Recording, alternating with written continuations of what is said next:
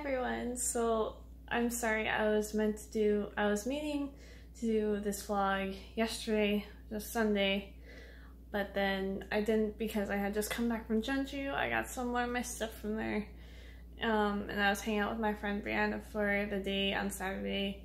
I spent the night there. So like I said, I got back on Sunday and I was just unpacking stuff. Like, I was up for a couple hours just unpacking some more of my clothes and stuff. So I wasn't really in the mood to do a vlog yesterday. I was just kind of focused on everything. So I decided to do one today on Monday night instead. So yeah, which is why I'm doing it today. But yesterday was the official last day of BFRB Awareness Week. So I actually went to Starbucks it was yesterday morning, and I was waiting for my friend to come back to finish up her church. So I made some facts about BFRBs. If you don't remember what that is, it's bias focused repetitive behavior. So I just, like I said, I made a list. It's kind of long, but I figured it would be helpful since I am really bad at remembering facts and stuff like that. So I have a little notebook. It's a Chimmy notebook. It's the B221 series that BTS made a while back. So I figured it would be helpful with just, helping me remember things, because like I said, I don't remember facts that well. And I just feel like some of this is kind of important to know. So I'm going to be mainly talking about like Trichotillomania and how I deal with it, but I'm also going to, like I said, just telling you a couple facts. Thank you people who have subscribed already. You know who you are. That makes me happy. I was kind of surprised that you guys decided to subscribe anyway. Like, you didn't have to, but thank you. I love you guys. Y'all know who you are. So yeah, I love you guys a lot. And hi to anyone who is just starting to watch this now. I hope you guys like it. I've been told I ramble on a lot, so if you don't like people rambling, I'm sorry. You may want to go find a different vlog to see, but yeah, this is just going to be like a talking session mainly. I'm going to be going around Incheon with my friends tomorrow for a bit because they're coming to visit. Tomorrow you don't have work. It's a red day. It's Hangul Day here, so the schools aren't open, so I'll just be going around with them. I might take a couple of videos. I'm not entirely sure yet. But if I do, I'll post them tomorrow or some day soon. So okay, so BFRBs are classified under the obsessive compulsive disorder, and like related disorders like that, so it's not just trichotillomania, it's all the bias-focused repetitive behaviors. So there are a lot. There are minor ones, and some of them go with other ones, but the ones that I read about that were listed on the BFRB website. Oh, there is a BFRB website if you guys want to check it out. If you want to know more about it, it's bfrb.org. They have a lot of helpful tips and stuff, and like just tells you what BFRBs are and like where you can get counseling and stuff. So if you're new to this and like you think you have BFRB but you're not sure, head over to the website, and they'll help you figure all that stuff out. So BFRBs include nail biting, nail picking, hair eating, skin eating, lip biting, cheek biting, tongue chewing, hair cutting, skin picking, and hair pulling. So I know those are sometimes nervous habits that people have, so you could be, asking yourself, do I really have this, or is it just something I do? Well, I would say to those of you who are questioning if you actually have a BFRB, or just a kind of weird thing that you do sometimes, I would say ask yourself, have you tried to stop, and has stopping been successful for you? Because sometimes people just do that stuff just if they're nervous, and that's fine. But some yeah, I pull my hair when I'm nervous too, but then I try to stop and I can't. Sometimes I can stop myself, but usually it goes on for a couple of minutes. I think I got home tonight around and I forgot what time I got home. I was gonna do something and I got super distracted and I started pulling more hair out, and there's just a bunch of hair by my bed now. So it's not something, I mean, you can stop yourself, but you also sometimes even if you want to, you can't. So if you only do once or twice, if you bite your nails and then you can stop after 1 or 2, that's fine, I think. But I don't have experience with the nail biting one, so I can't really tell you for sure. I only really know about the whole hair pulling one and maybe skin picking one. So there's that. But like I said, the BFRB website has more information on this if you guys want to know. So there's that, and wow, there's a lot of stuff on here. Sorry guys. I'm gonna be all over the place today. So yeah, sorry about my eyebrows today. I was not really stressed, but my hands didn't have anything to do for this part of the day, so thanks. I'll explain more about that later though. So some facts that I thought would be interesting for those who don't know, who haven't heard about this before, especially my friends who are watching, that looks terrible. Yeah, I'm just gonna keep my hair like that. Well, especially my friends who are watching who don't know, I think this would just be really interesting, but that's just me, so who knows. But 1 or 2 people in a group of 50 experience trichotillomania. Keep in mind, I got all of this stuff from the BFRB website, so it could change, things, because surveys are weird.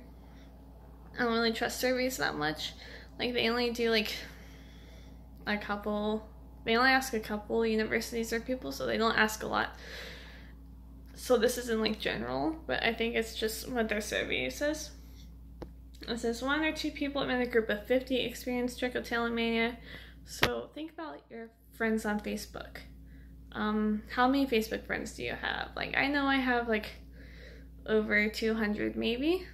So 1 and 2 people in 50, so that would be maybe 3 or 4 people that on your friends list have it, or they have some type of BFRB.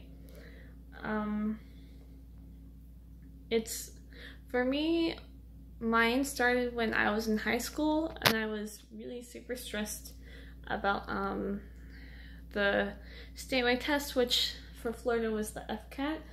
It's changed now. I think it might have started before then, I'm not entirely sure.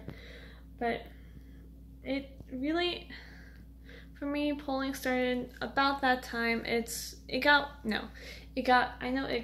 worse near testing when I was all nervous. I wasn't a good test taker. I'm still not, so that was a big part of it, I think. But also, trichotillomania or any BFRB really can start with any emotions that you have. It can be stress, it can be anger, it can be sadness, it can be boredom. Any emotions really can be associated with any BFRB. Mine that I have, it's not really just a set emotion. It's whenever I'm bored and my hands aren't busy and I'm not doing something, or like when I'm mad, like, or when I'm angry, or when I'm upset about something. Like I said, like, I'm one of the people where any emotion, anything can just like start it, and yeah, that. Some people say they get theirs from trauma, which it makes sense. It's a coping mechanism for some people. For me, sometimes it makes me feel better. Like, my mind likes to be dumb and have intrusive thoughts. So sometimes pulling helps me stop my intrusive thoughts, which is not really that great of an idea, but like, it's one of the ways that helps calms me. So it sucks, because like, I don't want to have that coping mechanism now, but it's just something that like it learned over time. So I'm actually reading a book right now about this woman who has trichotillomania as well, and she was comparing having trichotillomania to, there's a story in the Bible where this woman has been bleeding for 12 years. She tried everything she could to get rid of it, and nothing happened. When she finally heard about Jesus coming to her city, and she thinks to herself, just if I can just touch his robe, I'll be healed. So she goes and she touches his robe, and he looks around to see where she is, because he felt like the healing power come out of him and transfer onto her. So he was looking around, and he saw her, and he said, "Go, your faith has made you well." So I thought that was really interesting. This is my third time reading this book. Actually, I really like it a lot. It helps me a lot, when my pulling's worse. I haven't been too good with it lately.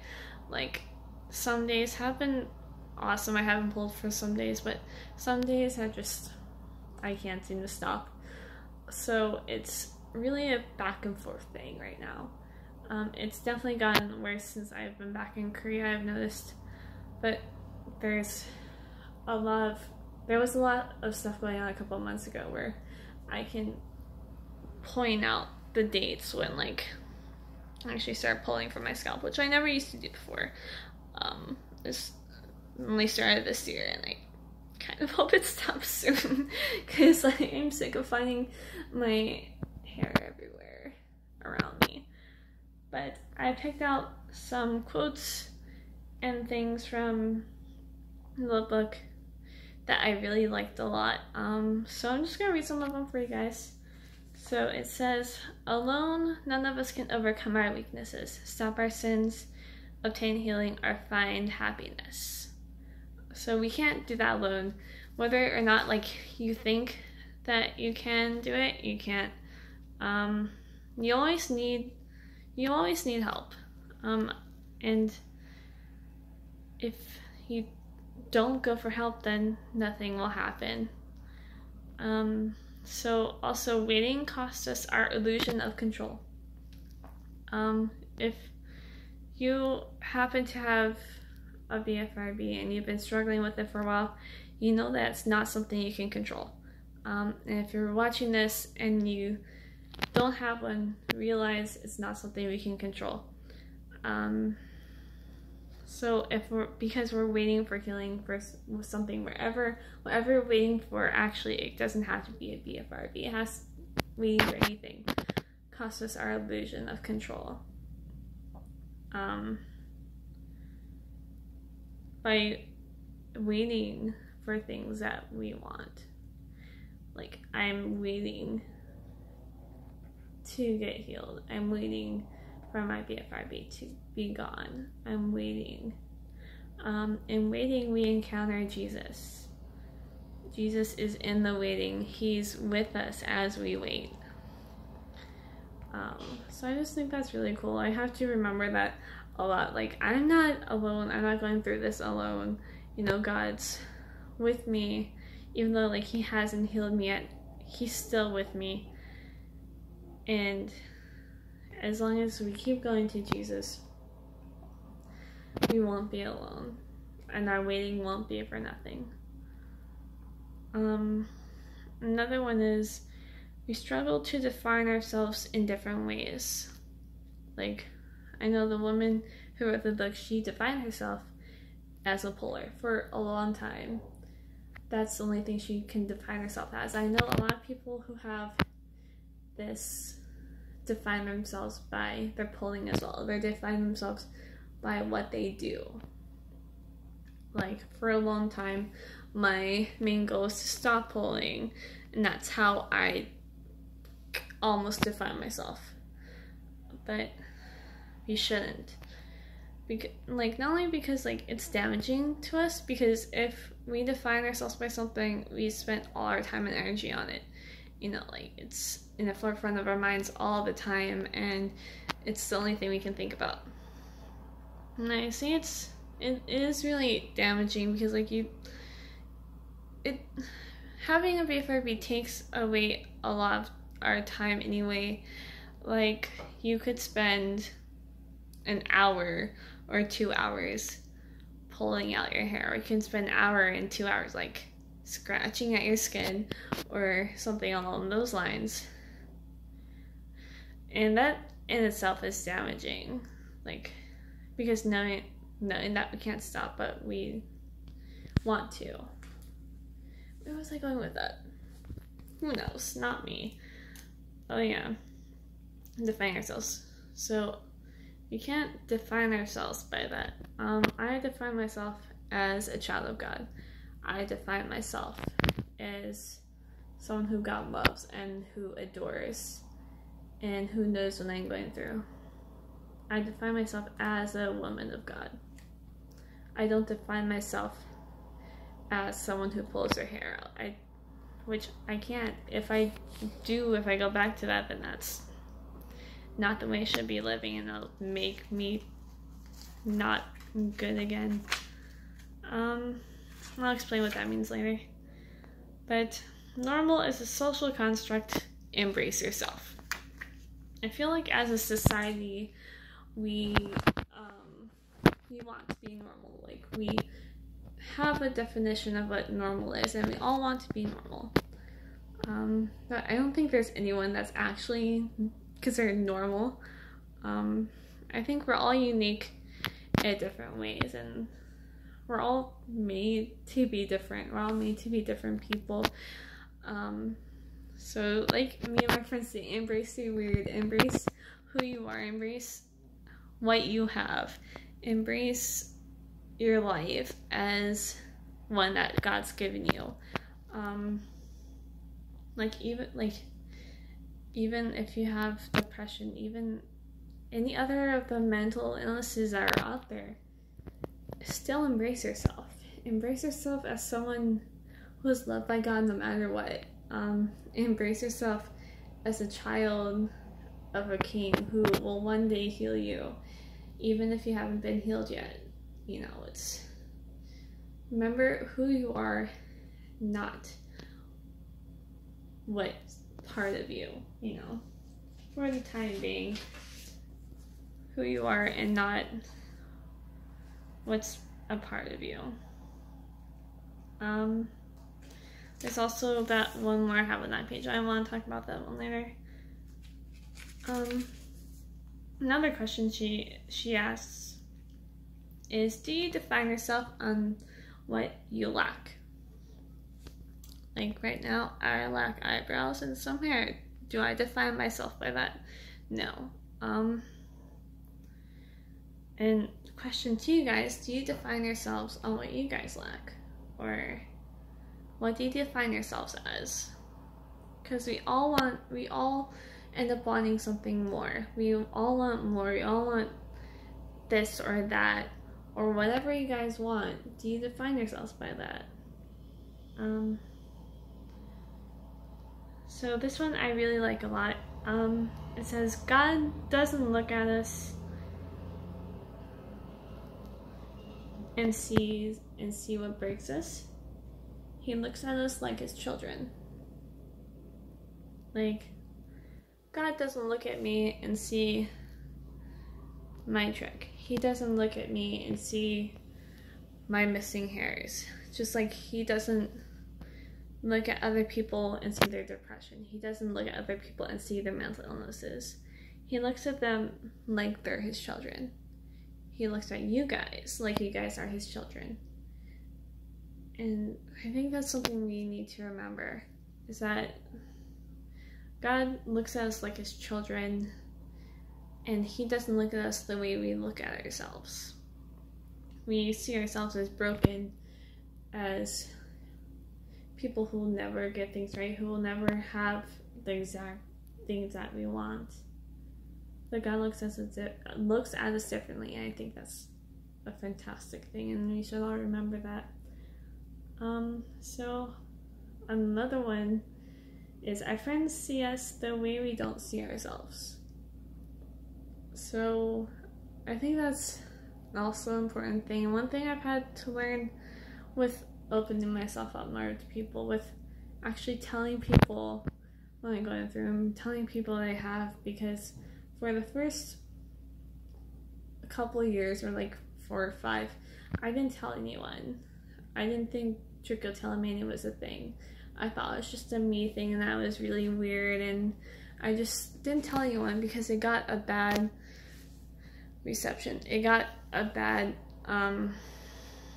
reaction when people found out, you know, so that really put me off on telling anyone for a while. But then, like, the first 2 people I told, they were fine with it. It's just, I think it depends on who you tell. Like, my parents, they weren't very okay with it. But like I said, the first 2 people I actually told that I knew about it, they were fine. Like, they're like, oh, okay, you know. But like, it wasn't, they didn't treat me any differently, and like, I was still me. I was still Kelly. I just have this thing that sometimes happens, you know, and the more people I tell, the more I'm realizing that how that's true. Like, I've told some of my friends here, and obviously, like, you guys know now, you know, like, nothing's changed. Like, they still treat me like me, like, they don't make a big deal out of it. So, which I think is really important. You find people who do that, and don't be afraid to speak out. Like, whatever you have, whatever illness, whatever mental illness you have, whatever you're going through, know that your friends will see you for who you are and not for what you have. I don't know.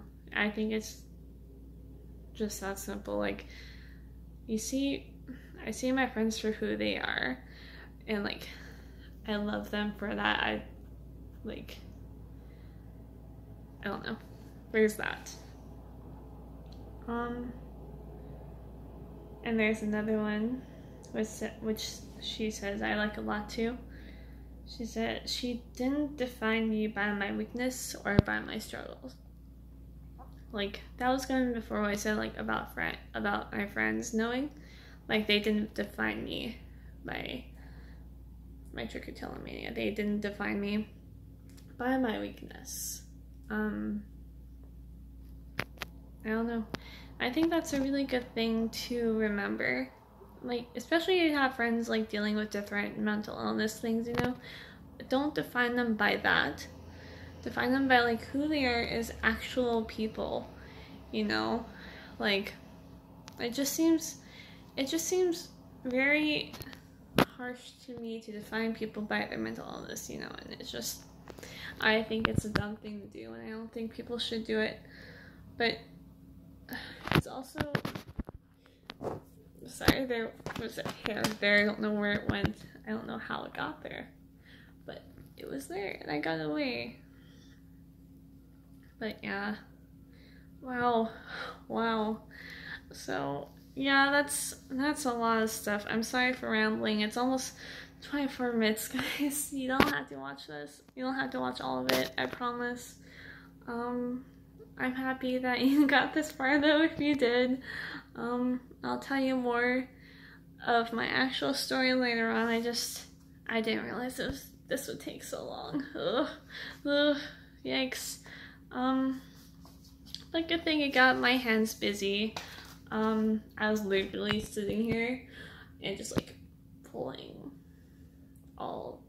for like the past like 15 or 20 minutes. It's not even upsetting anymore, it's just really annoying. Like, I want to stop, but like I said, it's not that easy, you know. I don't know how to describe it to people like who don't know how it is to like not do that, if that makes sense. But yeah, it's really annoying, you know, like sometimes you can stop yourself like after one, sometimes you can't stop yourself until like 10 or 20 minutes later. You're like, oh, this is happening, okay, I can actually have some willpower to stop. But yeah, that's so I was like, I'm just going to make my video now so like my hands can actually have something to do and not keep pulling out here. So yeah, there's that. But yeah, that's all about me and some of my Trichotillomania story. Not all of it, because most of that was just facts and different random things thrown in, but I swear guys, my next video will be more structured. I thought this one would be structured, but I feel like it's just all over the place. I feel like a bunny who's going on a bunny trail, who goes like all around everywhere and just doesn't really know where to go next, who just keeps hopping off. So there's that. But next time I think I'm going to talk about, you know, how I discovered I actually had a trick and like how different people's reactions to it was. I might ask my friend to come talk about it with me, maybe. I don't know. I'm not sure yet. I'm also going to do an apartment tour soon as my apartment's clean, because right now it's not clean. I've kind of had motivation for it, you know, kind of just not caring. I spent the whole night, like I said, I spent the whole night last night unpacking stuff, and I spent kind of the whole this morning unpacking too. So it's just, I don't like packing, I don't like moving, I don't like unpacking, but I've had to do all of that lately. Oh, yikes. But yeah, tomorrow's gonna be fun. I'm meeting two of my friends who live near Seoul. One lives in Seoul, one lives near Seoul, and they're coming to visit. So I need to start cleaning again. Good thing I'm a night owl, otherwise this would not go well. Oh, and if you guys are on iTunes or Spotify, look up Cape Vineyard. They just recently released a new album and it's super good. Every time I listen to it, I just want to stop and worship. It's so good, and I'm so proud of them. It's just an amazing worship music, and I hope you guys listen to it. I hope you guys like it a lot. I hope you guys have liked this. I'm sorry it's so stinking long. I never thought it would be this long. Sorry, y'all. Anyway, I'm glad that you guys stopped by. Hopefully I can make another vlog this time next week, or maybe like I don't know, maybe like Saturday or Sunday I'll do something. I'm going to actually be in Seoul this coming weekend for like I said, I got LASIK eye surgery done at the beginning of my summer vacation. I go back periodically just for checkups and stuff, so I'm going there this Saturday, and then I'm probably going to hang out more with my friends there. So if you guys want me to film some of Seoul, just let me know. Those who know me can like personal message me, like on Facebook or whatever. You know who you guys are. And just let me know if you want me to video stuff. Because I feel like you guys are the only ones who actually watch this. But yeah, just let me know. I'll see what I can do. Once again, I'm sorry this is super long. Oh, 30 minutes, oh Lord. You guys are super patient. Anyway, I love you. I hope you guys have a good night. And I'll see you next time. Bye!